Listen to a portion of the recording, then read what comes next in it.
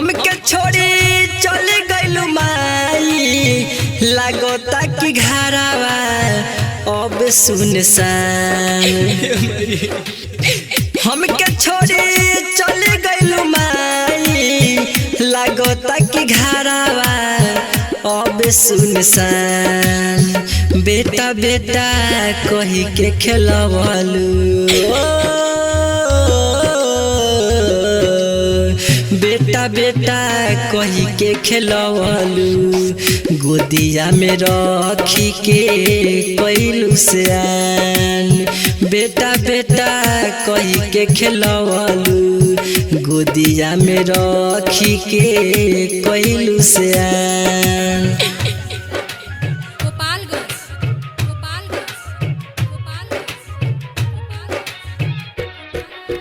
ये माई उठा नहीं माई का भइल बे माई माई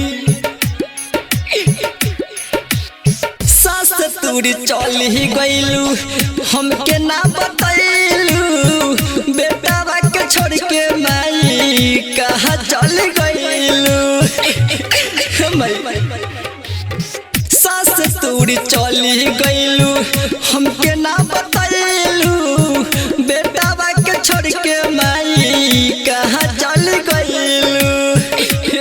सुन ना एक बेरी आँखी खोले कही दा तू बेटा हवा एक बेरी आँखी खोले कही दा तू बेटा हवा झड़ झड़ गिरता अखिया से लोर। बेटा बेटा कही के खेलवलू हाँ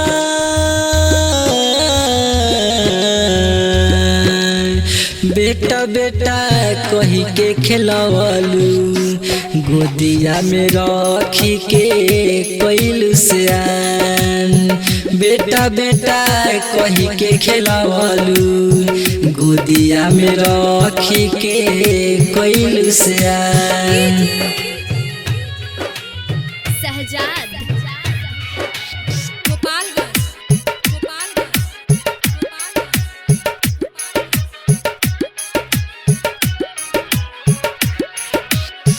राइटर सुनील लिखले सोची के गीत हो सूर्या सतीश कहे दुनिया के रीत हो।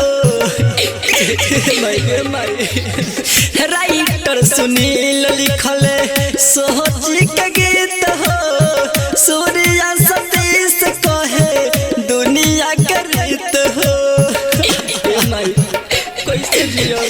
शंकर दीपक कहे सुनील बचनिया नवीन दिलीप कहे सुनील बचनिया एक दिन सब केहू जइहे शमशान। बेटा बेटा कही के बोलवलू हाँ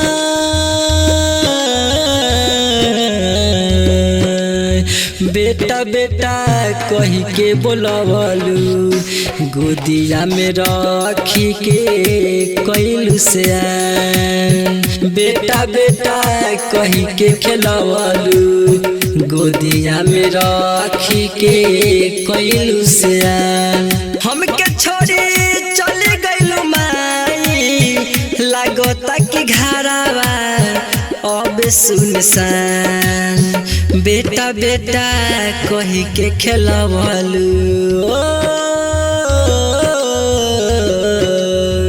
बेटा बेटा कही के खेलवलू गोदिया में रखी के कैलू सयान।